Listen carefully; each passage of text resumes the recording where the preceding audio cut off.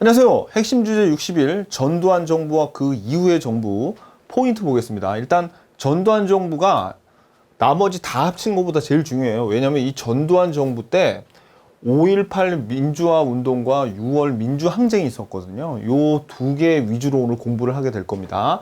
그리고 이 노태우 정부 이후의 정부들은 그냥 이 정부에 이러이러한 일이 있었어요 라는 것만 알면 됩니다. 그럼 노태우 정부부터 이명박 정부까지 요거는 나열식으로 이 대통령 때 이런 일이 있었지라는 것만 기억을 하면 되는 거예요. 기본서 258페이지 보시면요. 대한민국 역대 대통령들이 나옵니다. 근데 제가 오리엔테이션으로 말씀드렸지만 뭐 대통령이라는 직함 이런 건 안 붙인다 그랬죠. 그냥 이름만 부를게요. 이승만, 박정희, 뭐 노무현 이런 식으로 이름만 부르겠습니다. 자, 그러면 요 역대 대통령은 우리가 초대 대통령 이승만부터 17대 대통령 이명박까지만 우리가 알면 됩니다. 이 이후의 대통령은 안 나오고요. 그리고 우리가 핵심 주제 60에서 박정희까지 배웠죠. 그래서 오늘은 최규하는 잠깐 나오고요. 실질적으로 전두환 때부터 이명박까지 요거를 핵심 60일에서 다 다룰 겁니다. 근데 제일 중요한 거는 요 전두환 때가 제일 중요해요. 왜냐면 이 전두환 대통령 시절에 요 두 번의 초기에 그리고 말기에 굉장히 중요한 민주화 운동이 있었는데 5.18 광주 민주화 운동하고 6월 항쟁이 있어요.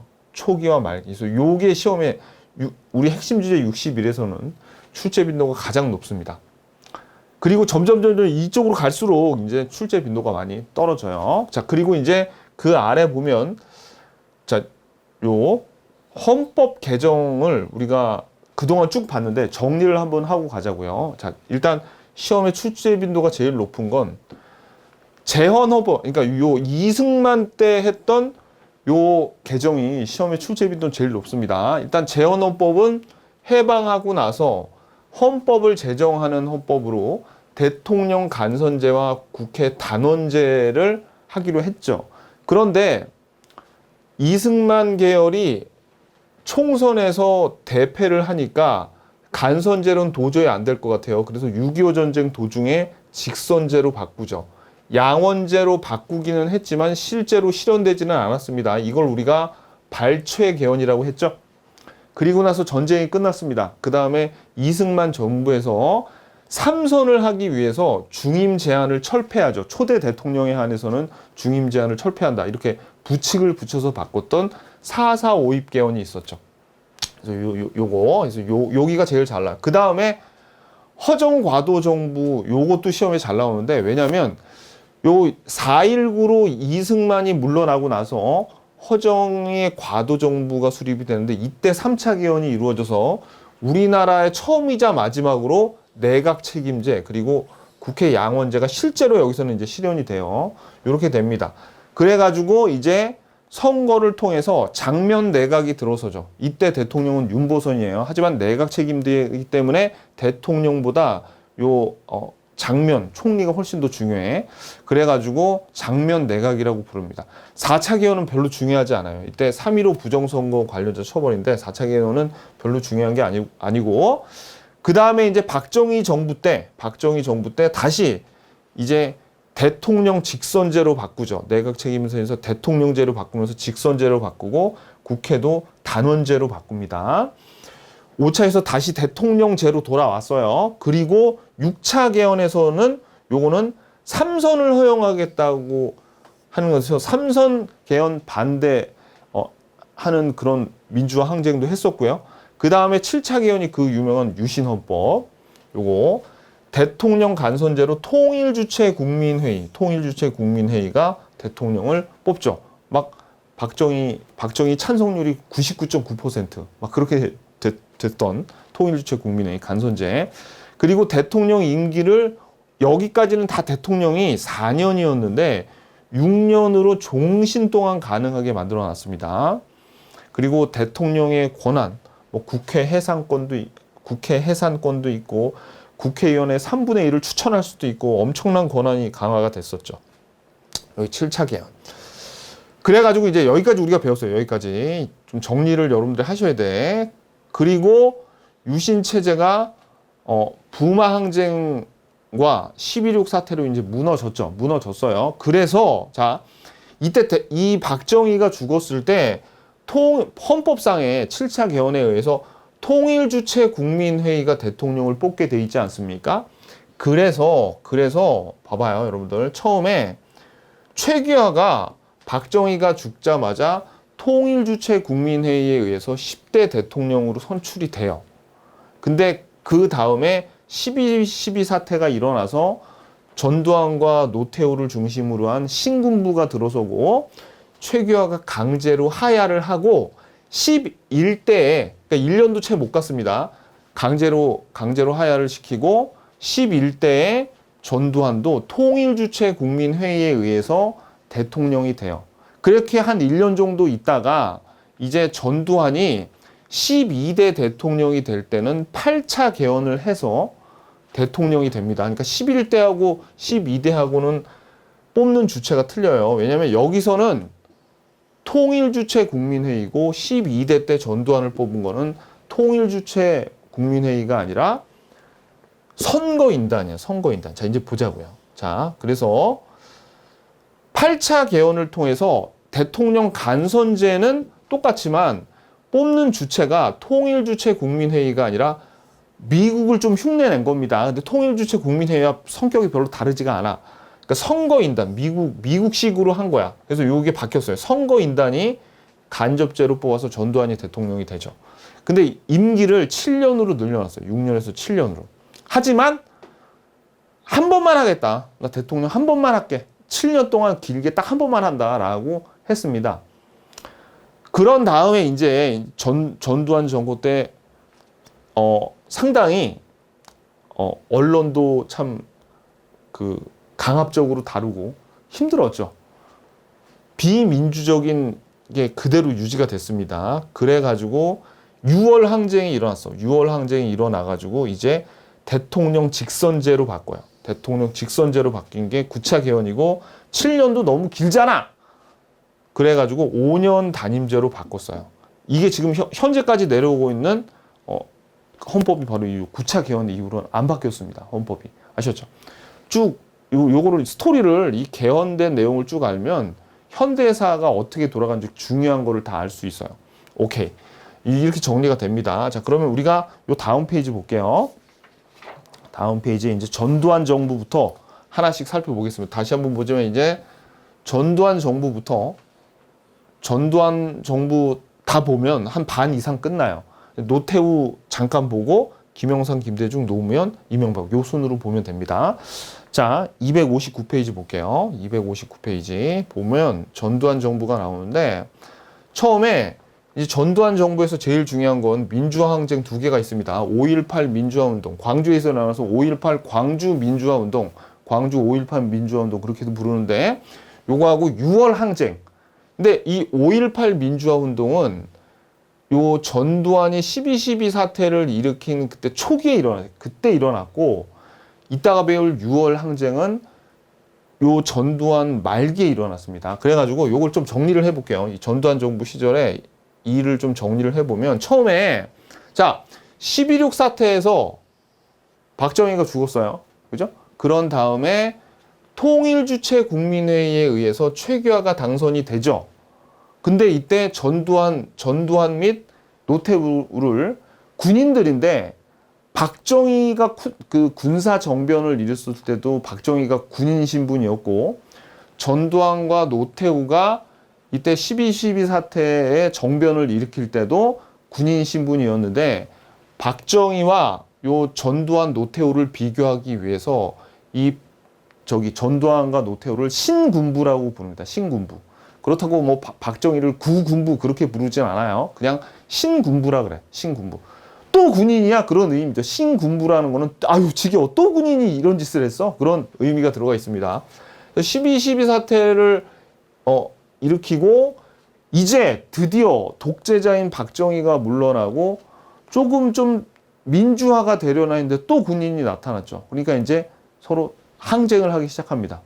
그러니까 이제 계엄령을 선포해요. 이 계엄령을 선포를 할 때 이 계엄령에 반대하고, 즉 신군부의 계엄 확대와 무력 진압에 저항했다. 이 표현이 그냥 5.18 광주 민주화 운동은 그냥 이 한 줄이 시험에 나오는 거야. 신군부의 계엄, 그 다음에 요 계엄령을 내리고 요 광주에서 이때 공수부대를 투입해가지고 국민들을 많이 죽였어요. 그래가지고 어떻게 이런 무력 진압에 저항했다. 신군부의 계엄 확대, 무력 진압에 저항. 요게 5.18 민주화 운동의 핵심이에요. 요 단어가 계엄 확대, 무력 진압에 저항. 계엄 확대, 신군부의 계엄 확대, 무력 진압에 저항. 그런 다음에 이제 최규하를 강제로 하야를 시키고요. 전두환이 당선이 됐는데 이거는 아까처럼 통일주체 국민회의에서 뽑은 거죠. 그런 다음에 8차 개헌을 통해서 전두환이 당선이 됐는데 이때는 선거인단이 뽑은 거예요. 선거인단. 그런 다음에 이제 전두환의 거의 공포 정치 비슷하게 이어집니다. 그래가지고 근데 뭐 이렇게 강압적인 정책만 한 게 아니라 유화적인 정책도 했어요. 그런 내용들을 쭉 볼 거예요. 그래가지고 이제 전두환 말기에 이제 어떤 일이 생기냐면 6월 민주항쟁으로 대통령을 간선제로 하지 말고 우리 국민들의 손으로 뽑게 해달라고 했는데 반대를 하면서 헌법을 고쳐달라고 국민들이 요구했는데 그거와 역행되는 선언을 합니다. 어떤 선언을 했냐면 헌법은 절대로 못 고쳐. 나는 헌법을 수호할 거야. 보호할 거야. 그걸 우리가 호헌이라 그래요. 호헌. 그러니까 어떻게? 아니 좀 직선제로 바꾸라고. 또 니네 또 군인들이 대통령 할 거야? 라고 이렇게 따지면서 국민들이 저항을 하는데 거기다 대고 호헌. 아니야. 못 고쳐. 헌법을 수호하고 보호할 거야. 안 고친다라고 하니까 열받아 가지고 어떻게 해요? 이 6월 민주항쟁이 그러니까 이 6월 민주항쟁은 가장 중요한 게 이겁니다. 호언 철폐 독재 타도예요. 우리 시험에는 5.18 광주 민주화 운동과 6월 민주항쟁이 서로 요구하는 게 틀려. 뭐라고요? 호언 철폐 독재 타도는 6월 민주항쟁, 5.18 민주화 운동은 신군부의 계엄 확대와 무력 진압에 저항한 겁니다. 그래가지고 결국은 항복을 하고 이 전두환이 9차 개헌을 하면서 대통령 직선제로 바뀌고 단임 5년으로 현재처럼 우리 손으로 직접 대통령을 뽑게 됐어요. 그러니까 지금부터 이제 전두환 정권에 대한 내용을 쭉 볼 겁니다. 그래서 쭉 볼 거예요. 자, 됐죠? 오케이. 그래서 그리고 여러분들이 참고로 5공화국이라 그러면 전두환 정부를 얘기하는 건데 일반적으로. 근데 좀 엄격하게 얘기하면 헌법이 바뀌어도 굉장히 중요하게 바뀌어야지 공화국이 바뀐다 그랬죠. 사실은 요 앞이 아니라 요 8차 개헌이 있은 다음에가 이제 5공화국이에요. 5공화국. 자, 오케이. 됐습니다. 그 다음에 볼게요. 자, 이제 전두환 정부 한번 우리가 여기서 봤죠. 이 큰 그림을 잊으면 안 돼. 그래서 처음에 이런 일이 있고 5.18 민주화 운동이 있은 다음에 최규하하고 전두환 당선되고 쭉 가서 어떻게 이렇게 통치하다가 6월 민주항쟁이 일어나서 직선제로 됐다. 큰 그림을 잊으면 안 됩니다. 요거 오케이. 자, 그럼 먼저 볼게요. 5.18 민주화 운동. 자, 별표 시험에는 그냥 이 한 줄이 나와요. 5.18 민주화 운동은 신군부의 비상계엄 확대와 무력 진압에 저항했다. 이 말을 꼭 알고 있어야 돼. 호언 철폐, 독재 타도 언제라고? 그거는 6월 항쟁이라고. 6월 항쟁. 지금 1980년이잖아. 80년. 지금 전두환이 이제 그 군사 쿠데타를 일으키고 그 다음에요. 자, 신군부의 등장은 12월 20일, 10월 26일 날 박정희가 죽었죠. 79년. 근데 그해 12.12 사태, 그때 이제 신군부가 등장을 합니다. 그래서 우리가 이제 5.18 민주화 운동, 전두환 정부의 초기를 상징하는 단어가 이 신군부야. 신군부. 아셨죠? 신군부.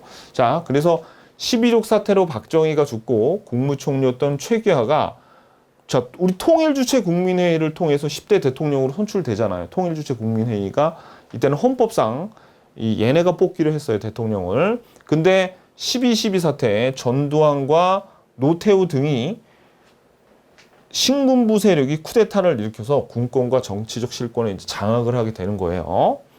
자, 그러면서 어떻게 하냐면 계엄령을 확대를 합니다. 그래서 신군부 세력이 전국에 비상계엄을 내려가지고 국회를 폐쇄하고 정치활동 금지하고 언론 검열 강화하고 또 이런 김대중을 포함한 정치 인사들, 학생운동 지도부를 다 체포하고 구속을 했어요. 했다고. 그러니까 어떻게 해서요? 국민들은 하늘이 무너지는 거지. 왜? 아니 이제 박정희도 군인 출신이고 사실 군에 의해서 나라가 통치가 돼가지고 이런 독재에서 좀 독재에서 벗어나서 좀 이제 민주주의가 되나 보다. 그야말로 민간인 정부가 들어서나 보다 했는데 또 군인이 또 나온 거예요. 자, 그래서 볼게요.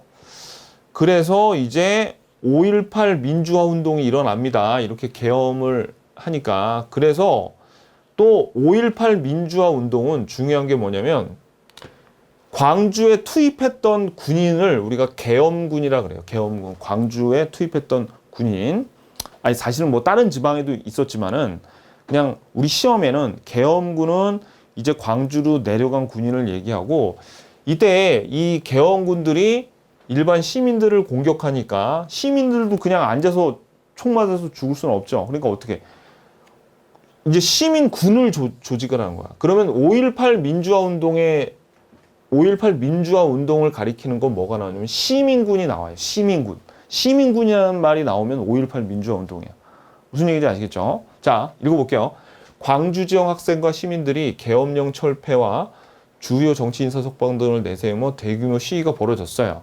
그러니까 이제 신군부가 밑줄 계엄군을 투입해서 무차별적으로 공격을 하죠. 그러니까 광주 시민들이 어떻게 해요? 시민군을 조직을 했어. 그래서 다시 한번 말씀드리지만 시민군, 계엄군 나오면 5.18 민주화 운동을 얘기하는구나. 특히 시민군. 자, 그래가지고 많은 사상자가 생깁니다. 그래가지고 뭐 5.18 민주화 운동 자주 아니 총칼 앞에 어떻게 이깁니까? 그죠? 자, 좌절되고요. 그 다음에 요것도 잘 나와요. 이 5.18 민주화 운동에 대한 내용은 가장 중요한 거는 아까 우리 쌍가로 1번에서 봤었던 요거라고. 뭐 신군부의 비상계엄 확대와 무력 진압에 저항했다. 이게 제일 중요하고요. 그 다음에 또 5.18 민주화 운동을 뜻해서 나오는 단어가 신군부. 그 다음에 또 뭐가 나냐면 시민군 나오면서 같이 계엄군 나오고요. 그 다음에 중요한 게 요 유네스코에 등재가 됐다는 거야. 요거 밑줄 보세요. 유네스코 세계 기록 유산으로 등재가 됐다. 요것도 나중에. 그리고 또 하나는 우리 시험에 가끔 등장하는데 이 5.18 민주화 운동을 상징하는 임을 위한 행진곡이라는 노래가 있어요. 그래서 요것도 5.18 민주화 운동을 우리 시험에서 보여주고 싶을 때 가끔가다 요 임을 위한 행진곡이 나왔다. 뭐 이러면 5.18 광주 민주화 운동을 상징하는 거예요. 무슨 얘기인지 아시겠죠? 오케이. 자, 이제 신군부가 계엄령을 통해서 민주화 운동을 진입하고 이제 전두환 정부가 수립이 되는데, 자, 밑줄 보세요. 국가보위 비상대책위원회 밑줄. 자, 요게 뭐하고 비슷하냐면 우리 박정희 정부 시절에 국가재건 최고회의 있었죠. 요거하고 유사해요. 요거랑 유사해요. 요게 처음에 5.16 군사정변 일으킨 다음에 최고 권력기구였죠. 그래서 3권을 장악했잖아요. 입법, 사법, 행정. 마찬가지입니다. 이 국가보위 비상대책위원회, 줄여서 국보위도 전두환을 여기 위원장으로 앉힌 다음에 3권을 장악을 했어요. 그래서 여러분들이 국보위 나오면 전두환, 국가재건 최고회의 나오면 박정희, 딱 이렇게 알아야 돼. 무슨 얘기인지 아시겠죠? 오케이. 그런 다음에 이제 최규하는 강압적으로 하야를 시키고, 하야를 한 게 아니라 하야를 시킨 겁니다. 그 다음에 전두환은 아직은 헌법이 바뀌기 전이니까 통일주체 국민회의에 의해서 11대 대통령으로 선출이 돼요. 그럼 그 내용이 지금 우리가 여기까지 본 게 여기에요. 지금 여기서부터 12.12 사태 개헌령, 5.16 민주화 운동, 5.18 민주화 운동, 그 다음에 최규하 하야하고 전두환 당선되기. 여기까지 봤어, 우리가. 자, 그래서 이제 8차 개헌부터 보자고. 이제 8차 개헌을 어떻게 하냐면, 자, 다음 페이지 보세요. 자, 260페이지입니다. 8차 개헌은, 자, 선거인단 동그라미. 선거인단 나오면 전두환이네. 왜? 여태는 유신헌법 이후부터는 통일주체 국민회의가 대통령을 뽑았죠. 근데 미국을 좀 따라했어요. 선거인단. 이거 미국을 따라 하면서 어느 정도 좀 그 박정희 정부 때랑 좀 다르다는 걸 좀 보여주기 위해서 선거인단을 만들었는데 통일주체 국민회의나 뭐 별 다를 게 없습니다. 우리 시험상에서는 뭐 그냥 이름만 다르다 이렇게 생각하시면 돼. 자, 그래가지고 선거인단이 뽑았으면 아 이거 전두환이구나 딱 이렇게 아시면 됩니다. 자, 그래서 어떻게 고쳤냐면 통일주체 국민회의가 아니라 이제 선거인단에 의해서 뽑혔어. 그죠? 그리고 또 하나는 자 밑줄 대통령 간선제는 그대로 유지를 한데 선거인단한테 뽑히는 간선제예요. 그리고 밑줄 임기를 7년 동그라미 단임제 밑줄 중요해. 굉장히 중요해. 7년 별표.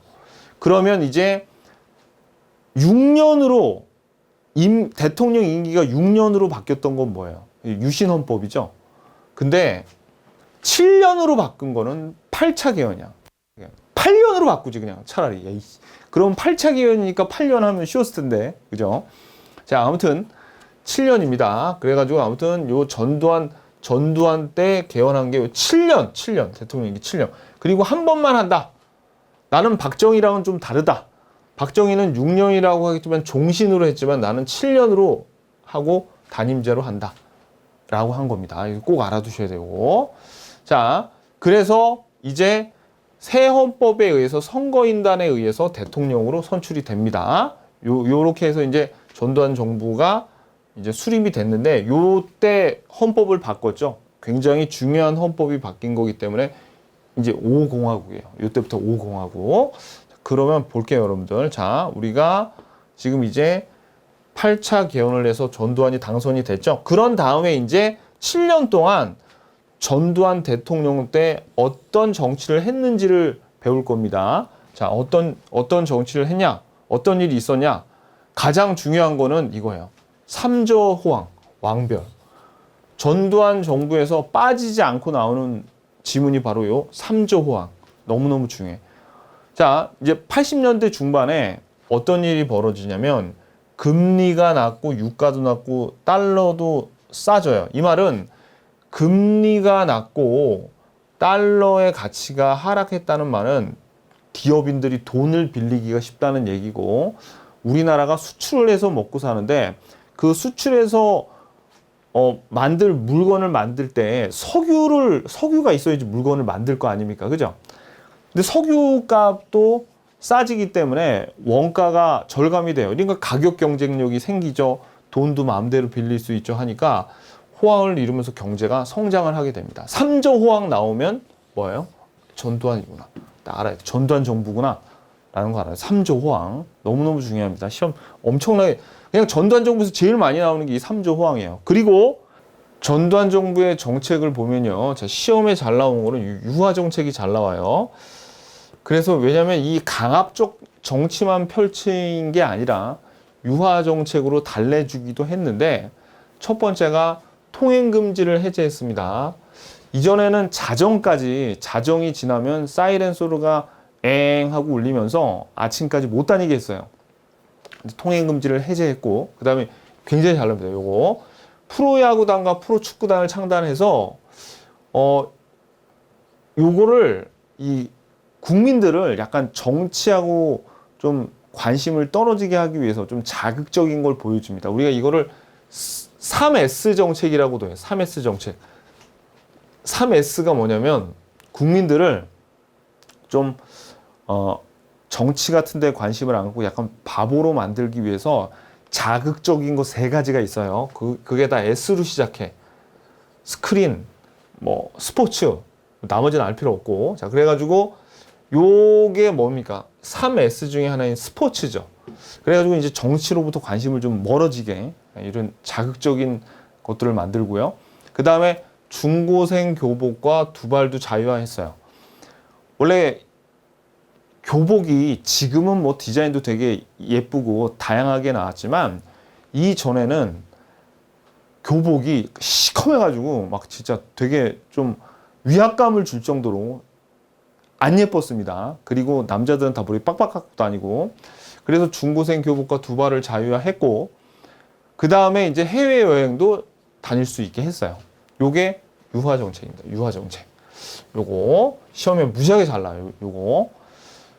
그 다음에 이제 강압 정치는 언론에 대한 내용이 시험에 잘 나오는데, 언론 통폐합 밑줄, 언론 기본법도 밑줄. 언론 통폐합은 뭐냐면 언론을 막 언론사들이 많이 생기면 피곤하잖아요. 그러니까 언론을 막 서로 합치는 거야. 신문사 두 개를 하나로 합친다던가, 뭐 가령 이랬습니다. 서울경제신문이라고 있었는데 한국일보하고 그냥 통합을 시켜버렸어요. 자, 거기에 대한 얘기가 많은데, 아무튼 언론 통폐합, 그리고 언론 기본법으로 언론을 탄압했고, 그 다음에 보도 지침을 해서 언론을 통제를 해. 이 보도 지침이란 게 뭐냐면 그날 각 방송사나 신문사에 보도 지침을 보내서, 야, 이 뉴스는 이런 식으로 내보내라고 가이드라인을 설정을 해주는 거예요. 이런 거. 그 다음에 삼천교육대 밑줄, 이것도 시험이 잘 나와요. 삼천교육대는 요거는 여러분들이 그 드라마 중에 모래시계라는 드라마가 있습니다. 그 최민수 씨가 나오는 드라마인데, 거기서 최민수 씨가 여기 삼천교육대 끌려가서 반송장이 돼서 나오죠. 폭력배라던가 이제 뭐 사회 문란 사범들을 순화를 시키는 목적인데, 말이 순하지 그냥 두들겨 패는 거예요. 그러면서 엄청난 인권 탄압을 자행을 했어요. 이거 잘 나옵니다. 그리고 교육 정책은 사교육, 그러니까 지금도 사교육이 문제지만 그때도 사교육이 문제가 되는데, 특히 고액 과외 뭐 그런 게 있었거든요. 그래서 과외를 전면 금지시키고, 그런 사교육의 원흉이 너무 시험 문제를 어렵게 낸 본고사라고 본 거예요. 그래서 본고사도 폐지를 했습니다. 그리고 졸업 정원제를 시행했어요. 대학생들 데모하지 말고 공부 좀 해라고 하면서 가령 30명의 입학 정원이 30명이라면 졸업은 20명만 시키는 거예요. 그러니까 나머지 졸업을 하려면 니네 공부 열심히 해라는 거죠. 그 다음에 중학교를 의무교육화 시켰습니다. 우리 중학교 올라갈 때 무시험으로, 그 다음에 고교 평준화는 어디였어요? 그거는 박정희 정부 때였죠. 비교를 하셔야 됩니다. 여기 다 시험이 잘 나와요. 여기 오늘 배우는 내용 중에서 전두환 정부 때가 제일 중요합니다. 자, 그래서 이 다음 보세요. 자, 그래가지고 지금 이제 전두환 당선돼가지고 7년 동안 어떻게 나라를 다스리는 정책을 폈는지를 우리가 봤죠. 그 다음에 이제 말기에 6월 민주항쟁이 이제 일어나는데, 자, 이제부터 볼게요. 자, 6월 민주항쟁은 국민들이 대통령 직선제를 요구를 합니다. 가지고 막 이렇게 시위를 하는 과정에서, 자, 박종철 고문치사 사건 비추죠. 박종철 나오면 이것도 전두환 정부 때구나라고 알아야 돼요. 대학생이었는데 시위에 참가했다가 물고문을 당해서 사망을 했어요. 근데 이놈들이 뭐라고 발표를 하냐면, 경찰들이 이제 이런 식으로 발표하는 거예요. 박종철이 죽은 건 취조를 하다가 탁자를 탁 하고 치니까 억 하고 죽었다, 이렇게 발표를 합니다. 그러니까 시민들이 열받겠죠. 죽은 사람, 고인에 대한 모욕도 아니고, 모욕일 뿐만 아니라 국민들은 무슨 바보로 보는 것도 아니고, 그러니까 더 분노해서 더 들고 일어났어요. 그러니까 이 박종철 고문치사 사건을 축소 은폐하려다가 이제 발각이 된 거죠. 이거는 1987이라는 영화에 그 자세한 내용이 나와 있습니다. 근데 우리 시험에서는 대통령 직선제를 요구하다가 박종철이 고문당해서 사망을 했는데 이거를 거짓말을 하려고 했다. 그러니까 시험에는 그냥 박종철 고문 치사 사건 이렇게 나와요. 근데 대통령 직선제를 요구한다는 거는 뭡니까? 지금 간선제로 대통령을 뽑으니까 계속 군인들 너희들만 되고 그 다음에 또 같이 12.12 사태 쿠데타 일으켰던 노태우가 다음에 또 대통령 후보였거든요. 근데 만약에 간선제를 치르면 또 노태우가 대통령이 될 거 아닙니까? 너무나 뻔하죠. 그래서 대통령 직선제를 요구한 거예요. 자, 그런데 이렇게 국민들은 대통령 직선제를 요구하면서 시위를 하는데 맞불을 조치를 놓는 거예요. 이 정부가 참 무모하게 호언 조치, 호언이 뭐예요? 헌법을 고치자고 하는데 헌법을 수호하겠다, 헌법을 고치지 않겠다라는 게 호언 조치입니다. 그래서 전두환 정권은 대통령 간선제를 유지하겠다는 현행 헌법 유지 방침인 호언 조치를 발표를 합니다. 자, 그래서 국민들은 직선제를 하고 싶다고 했는데 호언 조치를 발표하니까, 자, 이게 너무 중요합니다. 이게 호언 철폐 독재 타도 왕별. 자, 그래서 60국민대회를 여는데 이 전날에 어떤 일이 있었냐면 이한열이라는 또 다른 대학생 한 명이 또 최루탄에 맞아가지고 의식을 잃습니다. 그래서 결국은 사망을 해요. 그래서 여러분들이 우리 시험상으로 중요한 거는 이한열, 박종철 나오죠? 그럼 이거 뭐하고 관련되어 있는 거예요? 6월 항쟁, 즉 전두환 정권하고 관련이 있다는 걸 아셔야 됩니다. 박종철 열사, 이한열 열사 나오면. 자, 그래서 전국의 시민과 학생들이 호언 철폐 독재 타도가 구호였습니다. 그러면 시험에 신군부의 계엄령 확대에 저항했다라는 게 6월 항쟁이에요. 5.18 민주운동이에요. 그렇지. 그거는 5.18이란 말이야. 근데 호언 철폐 나오죠? 그러면 뭡니까? 그렇지. 그러면 요거는 6월 항쟁입니다. 그렇게 구별하셔야 돼요. 이거는 지금 이제 전두환 정부 끝물이고 5.18 민주화 운동은 이제 막 전두환 정권이 수립되던 그 시기였어요. 그거를 구별을 잘해서 처음과 끝이 다 시위 민주화 운동과 요 민주화 운동으로 끝나요. 그래서 이렇게 시위를 전국적으로 시위가 일어납니다. 정말 우리나라의 국민들이 대단한 저항을 보여줬어요. 그래가지고 자, 노태우가 누굽니까? 노태우가 전두환과 함께 12.12 사태를 일으킨 신군부의 주역이었죠. 그래서 전두환 다음에 노태우가 하려고 했어요. 근데 만약에 이 개헌을 하지 않고 8차 개헌 그대로였으면 선거인단에 의해서 노태우가 대통령이 됐겠죠. 그런데 다음 대통령 후보였던 노태우가 드디어 이제 굴복을 합니다. 이 전두환 정권이 국민들에게 항복선언을 한 게 바로 이 6.29 선언이에요. 6.29 선언. 뭐라고 했냐면, 직선제로 할게요. 내가 잘못했습니다. 직선제로 할게요. 라고 합니다. 그래서, 자, 왕별. 자, 5년 동그라미. 7년은 뭐예요? 7년은 전두환 정부죠. 7년 단임제. 근데 5년 단임, 왕별. 대통령 직선제를 얻어냈어. 그러면 대통령 직선제를 가져다 준 민주화 항쟁은 뭐냐라고 물어보면 6월 항쟁이에요. 6월 항쟁. 막 뭐라고 나와요. 근데 봐봐요. 대통령 직선제를 이끌어낸 다음 민주화 운동은 무엇인가 해서 한 세 번째쯤에 3번에 호언 철폐와 독재 타도를 구호로 외쳤던 민주화 운동. 그럼 그게 답이겠네? 오케이. 그렇게 찾는 겁니다. 됐죠? 여기까지가 이제 전두환 정부인데, 자, 전두환 정부 때의 내용을 한번 볼게요. 우리 요 앞에까지 봤죠?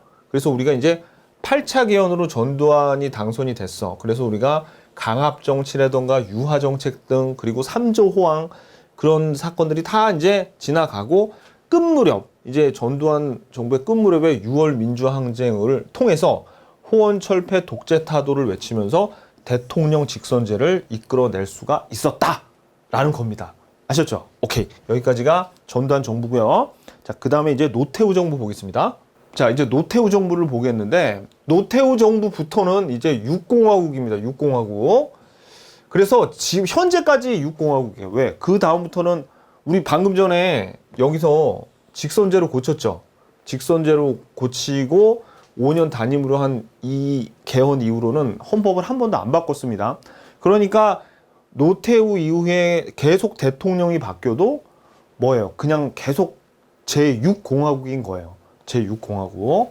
그런데 이 노태우가 어떻게 보면 참 운이 좋다면 좋을까 참 천신만고 끝에 대통령이 되는데, 원래는 전두환과 노태우가 12.12 사태를 일으켰던 신군부 출신이죠.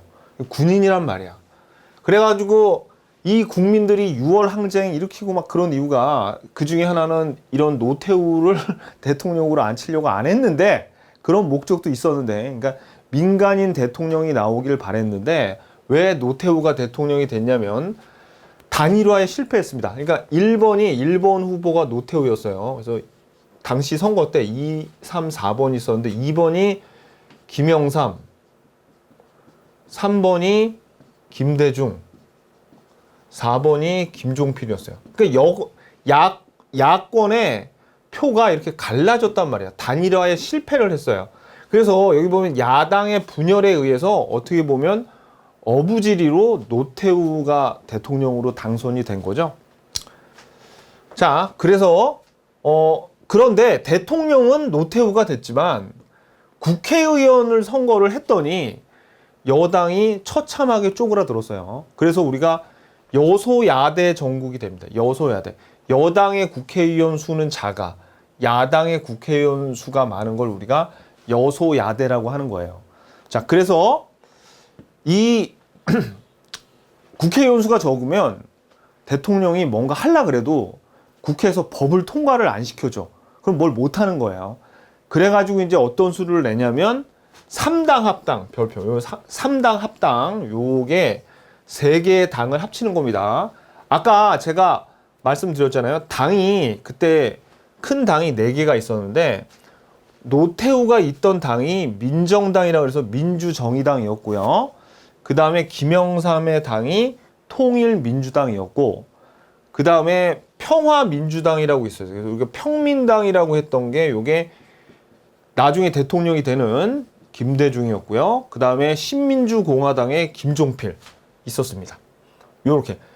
그래가지고 어떻게 하냐면 이 민주정의당 노태우잖아요.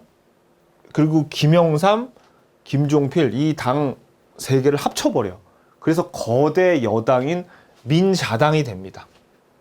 뭐만 빼고, 요 평화민주당만 빼고. 그래서 3당 합당을 해서 거대 여당이 이제 창당이 되는 거예요. 여기서. 자, 그래서 3당 합당은 언제 일어났어요? 노태우 때. 오케이. 노태우 정부 때. 그래가지고 이제 노태우 정부의 정책을 보면, 자, 노태우 정부가 정말 중요한 거는 이 우리 통일을 위한 정책 62에서 배운 내용 중에 이 노태우 정부가 한 일이 굉장히 많습니다. 그래서 노태우 정부, 자, 이제 요 3당 합당까지는 스토리를 좀 알면 되는데, 이제 여기서부터는 그냥 이거는 노태우 정부 때 일어났고, 요거는 김영삼 정부 때 일어났고, 요거는 김대중 정부 때 요거만 알면 돼요. 이제부터는 되게 쉬워. 자, 뭐 스토리 같은 건 필요 없습니다. 자, 이제부터 시험에 나오는 게 뭐가 나오냐면, 88 올림픽은 어느 대통령 때 개최가 됐어? 라고 물어보면 노태우 때요. 이렇게 대답하면 돼. 시험 잘 나옵니다. 서울 올림픽, 88 올림픽이죠. 그러면 조심하셔야 될 게, 올림픽 유치를 개최한 거는 전두환 정부 때 올림픽을 서울에서 개최하자라고 이렇게 얻어냈어요. 올림픽 유치는 전두환이 했는데 막상 올림픽을 개최한 거는 노태우 때입니다. 88년. 요거 매우 중요해요. 월드컵 이전에는 이 올림픽이 굉장히 중요한 행사였어요. 우리나라. 그 다음에 북방 외교가 이 노태우 정부의 가장 큰 치적 중에 하나인데, 나중에 우리 다음에 핵심 62에서 더 자세히 배우겠지만, 중요한 거는, 자, 어디랑 외교를 수립했냐면 소련, 러시아가 이때는 소련이었습니다. 그리고 중국, 소련과 중국과 외교 관계 수립하고 국교를 수립해. 이게 너무너무 중요해요. 왕별. 나왔다 하면 그냥 이거는 노태우 때입니다. 아셨죠? 노태우 정부 때 소련, 중국과 외교 관계를 수립했다. 또는 국교를 수립했다. 오케이. 그리고 이것도 너무 중요해요. 남북한이 유엔에 동시에 가입. 너무너무 중요해요. 이건 또 볼 겁니다. 다음에. 그리고 남북 간 최초의 공식 합의서인 남북 기본 합의서를 채택. 기본 합의서. 이것도 매우 중요합니다. 이게 노태우 때 한 일 중에서 가장 시험에 잘 나와요. 요거 두 개.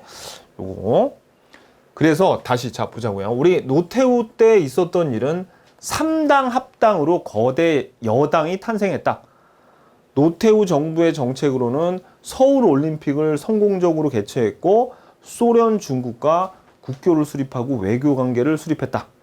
그 다음에 남북한이 유엔에 동시에 가입했다. 그리고 남북 기본 합의서를 채택했다. 너무너무 중요합니다.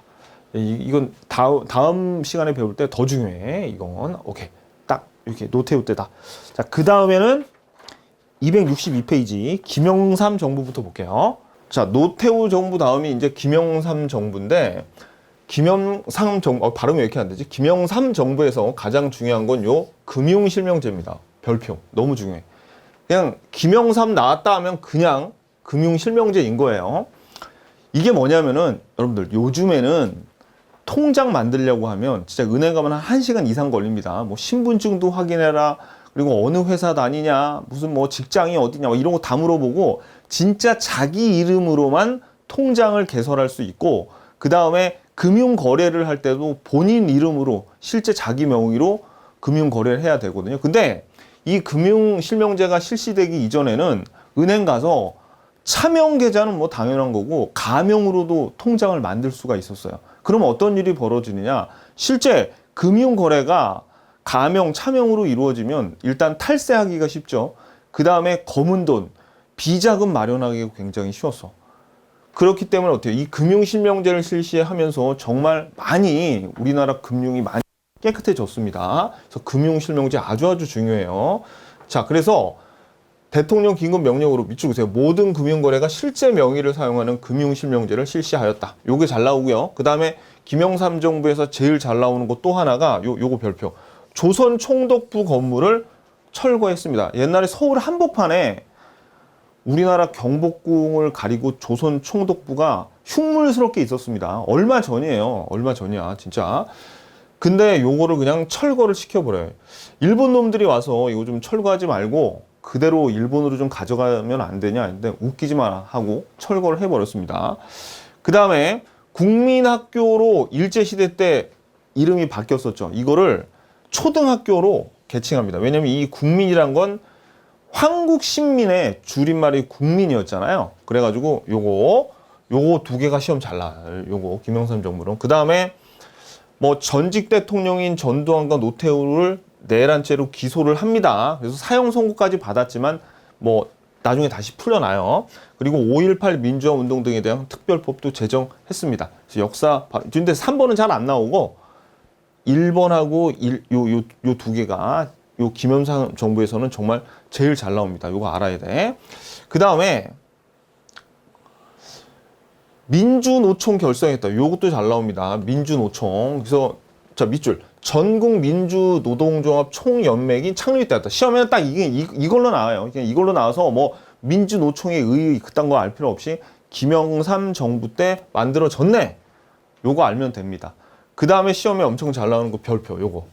경제협력개발기구인 OECD. 이 OECD라는 게 뭐냐면 그냥 선진국들의 모임, 선진국 클럽이에요. 일종의. 그래서 김영삼 정부 때 선진국들의 모임인 OECD에 가입하였다. 경제협력개발기구 OECD. 영어로도 알아둬야 돼요. 요 별표, 요 네모, 요거. 그 다음에 이제 김영삼 정부 말기에 외환위기를 겪습니다. IMF라 그러죠, 우리가.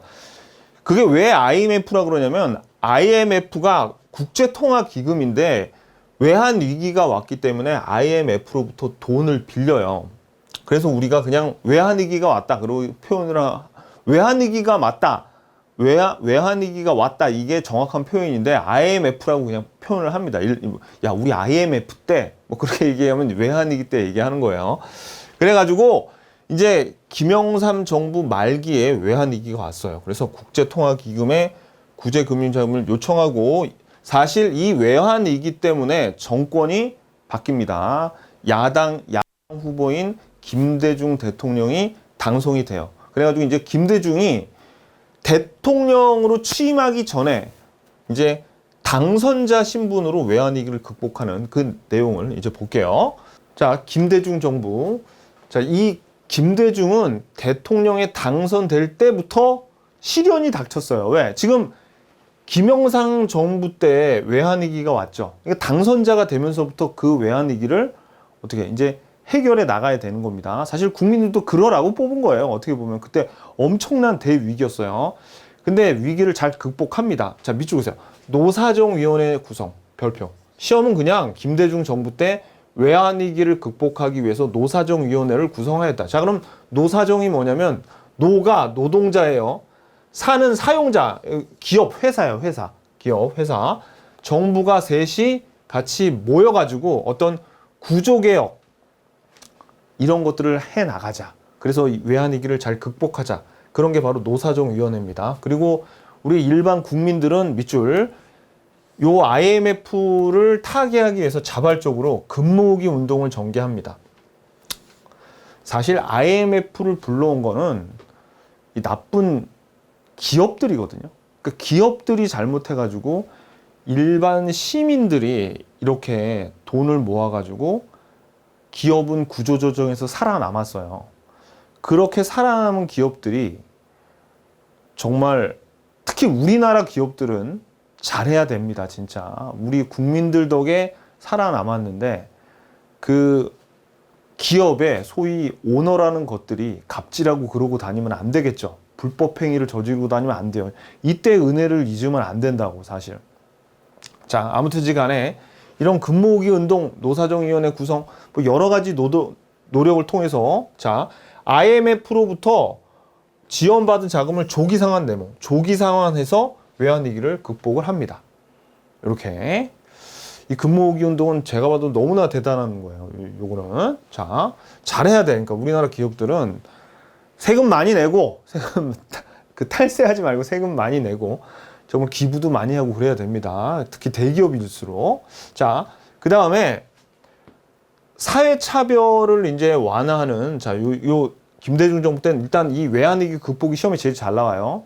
조기상환한 거, 요거 잘 나오고 노사정위원회하고 그 다음에는 국민기초생활법을 제정했어. 그래서 저소득층 장애인 노인 복지를 향상을 시키고요. 또 잘 나오는 거는 요 2002년 월드컵입니다. 요거. 김대중 대통령 때 2002년 월드컵을 개최를 성공적으로 했죠. 자. 그리고 부산 아시안 게임도 했어요. 이 월드컵에 가려져서 그렇지 부산 아시안 게임도 꽤 큰 행사였습니다. 자, 그다음에 그러니까 이제 어떤 정책을 했는지만 각 정부에 구별만 해주면 됩니다. 이따 기출문제 풀어보시면 아실 거예요. 자, 그 다음에 263페이지 다 왔어요. 이제 노무현 정부 때는 시험에 노무현 정부 때 나왔다 하면 뭐가 나오냐면 제일 중요한 건 이겁니다. 한미 자유무역협정, 한미 FTA라고 그래요. 자, 그리고 원래 근데 요 전에 미국하고 요 자유무역 협정을 하기 전에 요것도 잘 나옵니다. 한국 칠레 자유무역 협정 FTA가 이게 최초의 FTA였어요. 우리나라가 하고 칠레하고 맺은 게. 그래서 우리나라 첫 자유무역 협정을 칠레와 체결하고 그 다음에 싱가포르 여러 나라하고 했는데 정말 중요한 거는 미국하고도 체결을 한 거죠. 근데 그러니까 그럼 노무현 정부 때 한 일은 FTA를 칠레하고 미국하고 협정을 했네. 근데 중요한 거는 여기서 하나 좀 가끔가다 나오는데 FTA를 미국하고 체결은 했어요. 그런데 실제로 국회에서 통과돼가지고 발효가 된 거는 이명박 정부 때 FTA가 발효가 됐습니다. 요거 하나 좀 구별해 주세요. 그냥 한미 FTA는 무지하게 중요해. 한미 FTA가 실제 협정을 미국하고 맺은 거는 노무현 때. 그런데 실제로 발효가 된 거는 국회에 통과돼서 발효가 된 거는 이명박 때. 이렇게 알아두시면 됩니다. 오케이. 자, 그러면 이제 노무현 정부 때 또 다른 주요 정책을 보면 시험에 잘 나오는 거는 요 호주제 폐지가 잘 나옵니다. 호주제. 그래서 양성평등의 실현을 위해서 호주제를 폐지했다. 이 호주제라는 건 뭐냐면, 그러니까 이러면 돼요.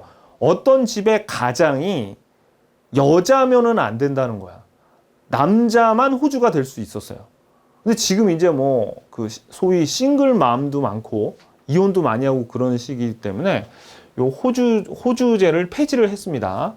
자, 그 다음에 질병관리본부를 설치를 했다. 요것도 큰 전염병이 휩쓸고 갔죠. 그래가지고 그 시험 당시에는 요게 잘 나왔어요. 요거 질병관리본부를 설치한 거. 그 다음에 과거사 정리위원회를 구성을 해가지고 뭐 현대 반민주적 반인권적 사건 이런 것들을 밝혀서 과거사 정리위원회를 구성했는데 뭐 잘 안 됐습니다. 뭐 아무튼 좀 그 우리 현대사, 특히 우리 현대사를 보면 친일파부터 뭔가 좀 이렇게 잘못을 했잖아요. 그리고 뭐 이렇게 그 쿠데타를 일으키고 그러면 거기에 대한 단죄가 제대로 이루어지질 않아요. 왜냐하면 그럴 수밖에 없는 게 시간이 계속 지나가지고 증거도 없어. 증거도 없고 나쁜 짓을 저질렀던 놈들이 대부분 다 힘센 자리에 가 있어요. 그래가지고 이렇게 과거사를 정리한다는 게 그렇게 쉽지 않습니다. 그 다음에 이제 마지막으로 이제 이명박 정부 보자고요. 자, 이명박 정부는 시험에 나오는 거는 그냥 이거 하나밖에 없습니다. G20의 정상회의를 개최했다. 세계 주요 20개국의 정상회의 G20을 서울에서 개최해요. 요것도 그냥 답 하나, 오답 지문에 하나에 걸쳐서 나와요. 그러니까 지금 현대하고 지금 우리 현재하고 가까울수록 안 나와. 출제빈도가 낮아요. 출제위원도 조심하는 거야. 조심하는 거야. 자, 그리고 아까 말씀드렸지만 한미 자유무역협정인 FTA 있죠? 요게 협정이 된 거는 노무현 때였는데 이제 실제로 발효가 된 거는 이명박 때입니다. 요거 하나 구별해 주시고, 그 다음에 4대강 정비 사업을 시행을 했다. 요 정도만 알아두세요. 이거는 아직까지 잘했네, 못했네, 막 말들이 많습니다. 그래서 이건 잘 안 나올 거예요. 근데 워낙 이명박 정부 때 이걸 크게 벌인 산업이고 말이 많았기 때문에, 나올 가능성이 있긴 해도 잘은 안 나올 겁니다. 그러니까 제일 중요한 건 이거예요. G20 정상회의 개최. 오케이. 자, 그럼 우리 포인트 보자고요. 자, 포인트.